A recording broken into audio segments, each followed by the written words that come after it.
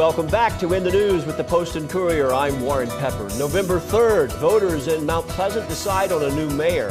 What issues, though, do voters have on their minds? As Mount Pleasant heads for the election of its next mayor, we wondered as we dropped by the farmers market here in Mount Pleasant just what residents are most concerned about as the new administration comes into office. Well, if there is a subject or topic you'd like to see the next mayor, whoever that might be, address, what would that be? Well, I think from a farmer's market standpoint, and this is a beautiful brand new facility, and yet it's only used on Tuesday afternoons. And I think it's a splendid venue for the town to use in various ways, from sunrise services at all the churches we have in Mount Pleasant, on to garage sales for people where everybody could congregate in one location. You think it might even be a revenue producer as well, beyond how it's used for the farmers market? Oh, I think all of these things should be revenue producing. First of all is growth, and manageable growth. We know there are more and more people moving in all the time, but also we have to be very careful as well about the environment as much as we can. I think that this place is very precious. It cannot be replicated anywhere. This is the South, but it is a very special area of the South, and its beauty is, I think, unbelievable. But I'll tell you, a big issue is the permitting. It takes so long for any business that wants to do anything. And again, you know, I see it because my husband's a builder, but it takes so long for builders and developers or anybody who wants to do a project to get through the permitting process. There's you so want many that process expedited, that if would nothing be else. Wonderful if they could expedite that process, just to make it more reasonable for people to be able to do business. It seems like government's more an obstacle than it is a conduit to getting business done. I'd just like to see better traffic planning. It seems to be so crowded so often, and I think you know, not only to make it easier, but for safety as well. You know, it just seems like there has to be better planning for the roads. The Post and Courier has submitted 10 questions to the 3 mayoral candidates and will publish those responses in upcoming editions of the Post and Courier, and also right here on our website, postandcourier.com. It's that time of year when everyone's social calendar fills up. The holiday season, of course, just around the corner, and we've got plenty of fall events plus Halloween to round out this month. And to tell us all about it, let's check in with the preview editor, Marcus Amaker, who gives us an idea of what's coming up in the days ahead. Let's start, I guess, with the cover story of preview, which is Shine Fest. Yeah, Shine Fest is happening this weekend, and it's a really great event. It's a music concert that's happening. There's about 4 or 5 bands there at Joe Riley Stadium.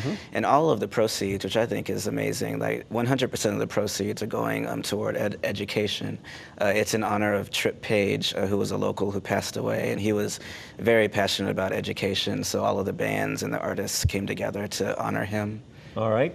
In addition to Shine Fest, and I wasn't really sure how this was even pronounced when I first saw it, but you may have to help me through it. It's Pecha Kucha? Yeah, Pecha Kucha, yeah. Right. It's a Japanese word, and actually this happens all around the world, and Charleston's version of Pecha Kucha brings a lot of Charleston creatives together to speak, and each presenter has about 6 minutes and 40 seconds exactly to speak, and there's slides that they use as well, and the presenters can do their presentation in any way that they want.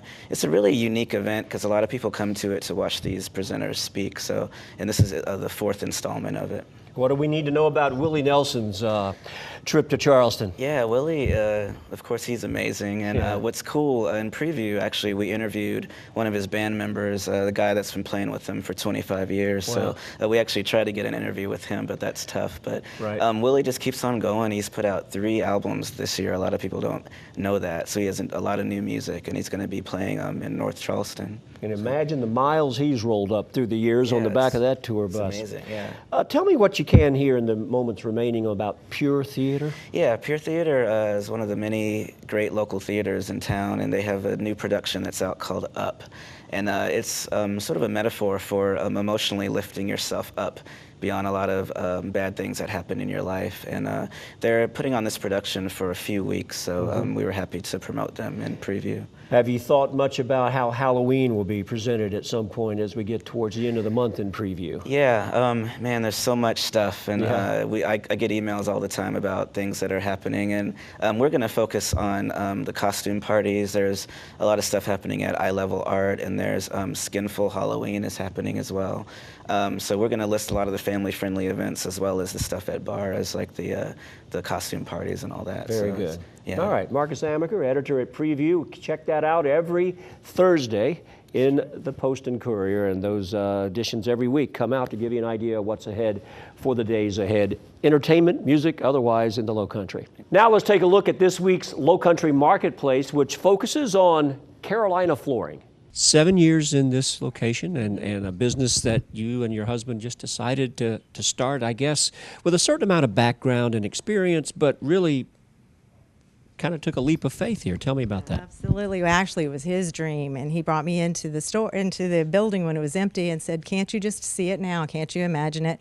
We grew up around here, and I said, "Not really, but let's, go for it." I knew he had enough connections, and I knew things, I knew he knew what he wanted to accomplish, and that made me feel comfortable. Is there a certain amount of business with do-it-yourselfers? That's kind of become very vogue now with folks trying to cut corners. A lot of that kind of business here?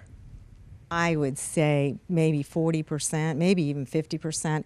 We lend out saws. We give them videos. I mean, we try to help them with installation kits. I mean, we just do everything if that's what they want to do to save money, we're all for it, and a lot of this is do it yourself. You can do it. There's considerable inventory here. How do you maintain all that? We do have a lot of inventory.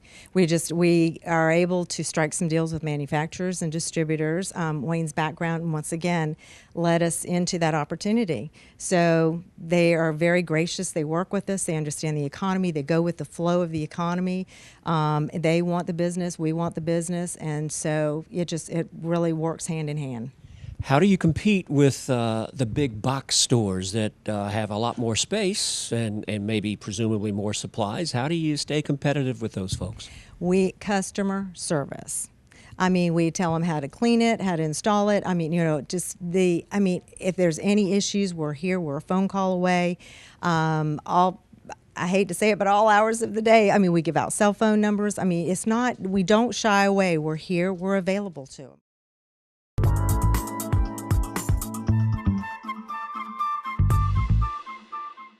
For more on Carolina flooring and other local businesses, go to lowcountrymarketplace.com. Has something happened to Southern hospitality? Wasn't Charleston so often named the most mannerly city in the United States that it politely removed itself from future consideration? Why then is the president's wife, Michelle, who actually has family in Georgetown and spent summers there as a child, concerned about visiting the Palmetto State? Representative James Clyburn told a Post and Courier reporter there were security concerns because of what he termed a hostile climate in this state. Now, I'll be the first to admit there have been some rude remarks made by some leaders, but hostile and not safe? What happened to the president's fondness for the front porches of Charleston? The vice president spent a week here this past summer. Charleston actually carried Mr. Obama in the election. So unless there's some undisclosed threat we're not aware of, here's hoping Mr. Clyburn gives the White House a more welcoming assessment of the Palmetto State. Don't judge most of us by the words of a few of us. Actions speak louder, as they say, and those actions can best be seen from the front porch than from a distance. That's in the news with the Post and Courier. Hope you have a good week. Thanks for being with us. I'm Warren Pepper.